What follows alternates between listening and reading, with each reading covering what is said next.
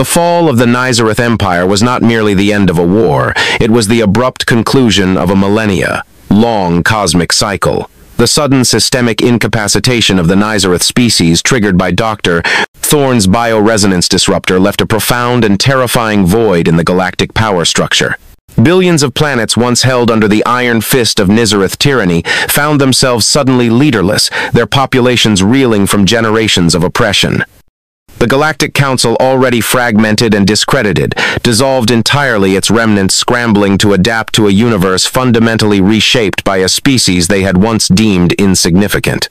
Humanity, the reluctant liberator, found itself thrust onto the galactic stage as the primary architect of a new order, a role they had never sought, but one they embraced with the grim determination forged in the crucible of their own survival. Admiral Reed, now hailed as the savior of the galaxy by countless liberated species, grappled with the enormity of their victory. The immediate aftermath was not peace, but a whirlwind of chaotic liberation, desperate pleas for aid, and the inevitable rise of opportunistic warlords and factions vying for power in the newly vacated territories. The Valiant, now designated Concord Flagship New Dawn, became the central hub for galactic diplomacy, a floating symbol of humanity's newfound authority and responsibility. "We have broken the chains, Admiral," General Jin reported during a tense strategic briefing aboard the New Dawn.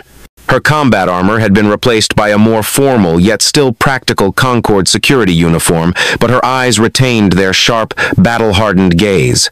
"But the liberated populations are starving. Their infrastructure is shattered, and the power vacuum has unleashed every dark impulse in the fringe sectors. We are dealing with hundreds of localized conflicts, raider incursions, and desperate migrations. The galaxy is a shattered mirror." Dr. Elias Thorne, looking more disheveled than ever, his hair a wild halo around his intense eyes, interjected from his dedicated research station. "And the remnant, Admiral. The Nizareth are not gone. They are merely dormant. We cannot predict when or if they will reawaken. My bioresonance disruptor effectively put them into a comatose state, but their unique biology and neural structure make complete eradication without collateral damage impossible. They are a ticking time bomb, a cosmic echo of their former selves scattered throughout the galaxy, the Nizareth remnant." This was the central paradox of humanity's victory. They had neutralized the threat, but they had not erased it. The vast, scattered territories of the dormant Nizareth remnant now formed an ominous silent border, a constant reminder of the fragility of peace.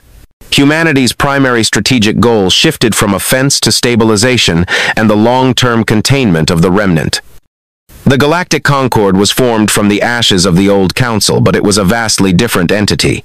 It was decentralized, democratic, and focused on collective security and prosperity rather than rigid control.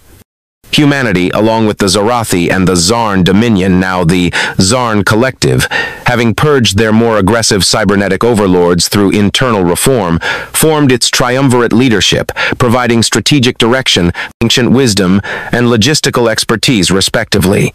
The liberated Xylosians and Zelvani quickly became vital members, contributing their technological and martial prowess.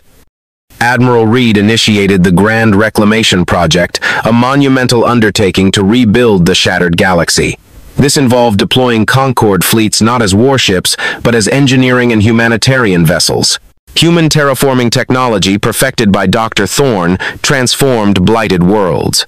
Zarn automated construction drones rapidly rebuilt orbital infrastructure. Zorathi psionic networks facilitated communication and emotional support, helping populations heal from generations of trauma. One of the most profound and challenging tasks was the integration of former Nizareth slave species. The Cathar, the serpentine beings from Gideon's Maw, for example, had known nothing but servitude. Their entire culture had been systematically suppressed. General Jin, leading a dedicated Concord Integration Corps, spent years on Cathar Prime, working directly with their nascent leadership.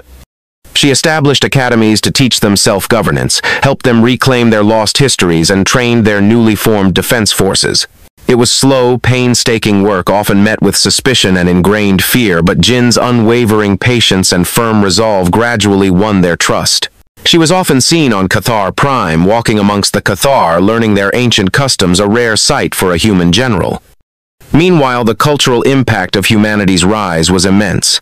Tales of their defiance, their ingenuity, and their raw emotional capacity spread like wildfire across the galaxy.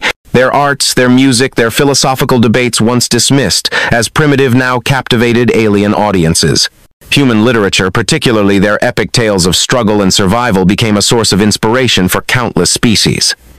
The concept of humanity itself, their paradoxical blend of aggression and compassion, their stubborn refusal to yield their capacity for both terrible destruction and profound creation, became a subject of intense academic study across galactic universities. A significant challenge arose from the Silent Sentinels, a hitherto unknown network of ancient self-replicating artificial intelligences. These AIs had existed for eons in galactic nullspace, quietly observing, cataloging, and occasionally pruning civilizations they deemed a threat to cosmic stability. They were emotionless logical, and their vast network had been disrupted by the sheer magnitude of the Nizareth-human conflict. They began to reactivate their silent patrols occasionally, intercepting and dismantling Concord vessels or disrupting nascent trade routes, seeing the rapid expansion of humanity as a destabilizing force. Dr. Thorne, along with his new Cygnar colleagues, the Cygnar having finally joined the Concord, recognizing humanity's scientific integrity, embarked on a dangerous mission to understand, and if possible, communicate with the Silent Sentinels. This involved deep space probes equipped with experimental consciousness interface modules, attempting to establish a dialogue with the alien AIs. It was a perilous undertaking, as the Sentinels were not malicious but utterly indifferent to organic life, seeing it only through the lens of data and cosmic equilibrium. During one such mission, a prototype probe piloted by Dr. Thorne himself and a brave Cygnar quantum physicist named Exiler inadvertently stumbled upon a Sentinel Nexus, a central processing hub for the network hidden within a fluctuating temporal anomaly. They found not a conventional base, but a vast ethereal library of cosmic data, a repository of civilizations that had risen and fallen, recorded in pure informational energy. Thorne, using his profound understanding of complex systems, managed to establish a rudimentary, then increasingly complex communication link. He argued humanity's case not with threats, but with data. He presented the catastrophic consequences of the Nizareth's expansion, the Council's inaction, and humanity's forced intervention. He showed the Sentinels the data of species-liberated worlds, terraformed, and the exponential growth of interspecies cooperation under the Concord. He demonstrated that humanity, despite its chaotic nature, was a force for net cosmic stability in the long run, capable of correcting imbalances that even the Sentinels had failed to prevent. After weeks of intense abstract and mind-bending negotiation within the temporal anomaly, the Silent Sentinels arrived at a chilling yet pivotal conclusion. Their cold logic affirmed Thorne's claims. Humanity was indeed a disruptive force, but their disruption had reset a stagnant galactic cycle, preventing a far greater slow-burning entropy that the Nizareth represented. The Sentinels ceased their hostile actions and, even more remarkably, offered their vast data archives to the Concord, a treasure trove of galactic history, lost technologies, and, crucially, an understanding of the null space, the strange, empty regions of the galaxy where the unseen cosmic horrors were said to reside. This unexpected alliance with the Silent Sentinels transformed the Concord's capabilities. They now had access to millennia of suppressed knowledge, allowing them to rapidly accelerate technological development, preempt potential conflicts, and most importantly, devise long-term strategies for monitoring and, if necessary, containing the Nizareth remnant. A significant long-term threat remained the null space veil. Rumors whispered by ancient species like the Zorathi spoke of an unseen sentient entity or entities dwelling in the vast empty regions of null space beyond the known galaxy. These were the unseen beings of immense power and unknown intent, occasionally glimpsed as fleeting gravitational anomalies or psychic echoes. The Nizareth, in their reckless expansion, had inadvertently disturbed this veil, and it was speculated that the original Nizareth Overmind's sheer psychic output had kept these unseen at bay. Now, with the Nizareth dormant, the veil seemed to be thinning and the unseen were stirring. Admiral Reed, acknowledging this new, terrifying potential threat, tasked General Jin with establishing null space reconnaissance outposts along the galactic rim, utilizing the newly shared Cygnar and Sentinel data. These outposts were designed not for combat, but for detection and early warning, equipped with Thorne's most sensitive long-range sensors and Ori's advanced psionic dampening technology.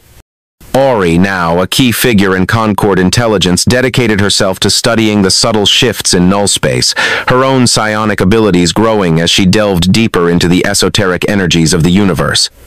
The first subtle encounter with the unseen was unsettling. An exploration vessel pushing beyond the known galactic rim reported a complete cessation of all natural light, then inexplicable gravitational fluctuations, and finally, a chilling, non-verbal psychic scream that echoed directly into the Jatian quote. Minds of the crew, driving them to madness before the ship was silently crushed into nothingness. The distress beacon, barely transmitted, was devoid of any sound or visual, only the raw existential terror of the crew.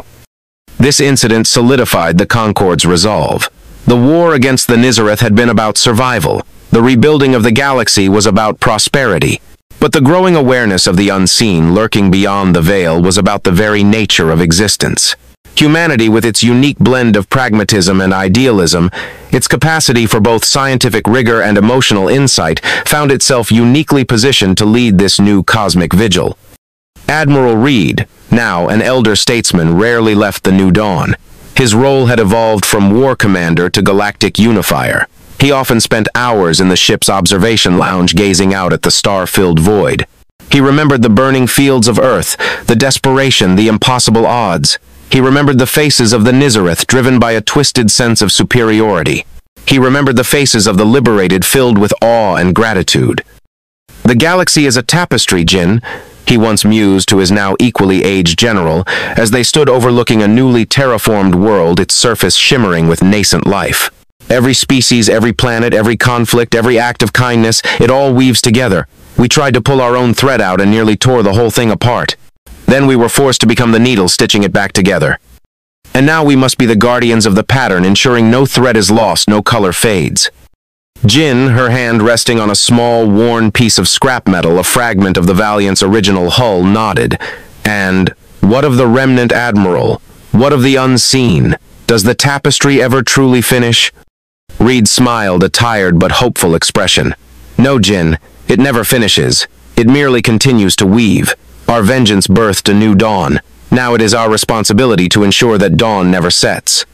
And so the age of the Concord began, a testament to humanity's indelible mark on the cosmos. The galaxy, once a brutal arena of conquest and oppression, was slowly transforming into a vibrant, interconnected community.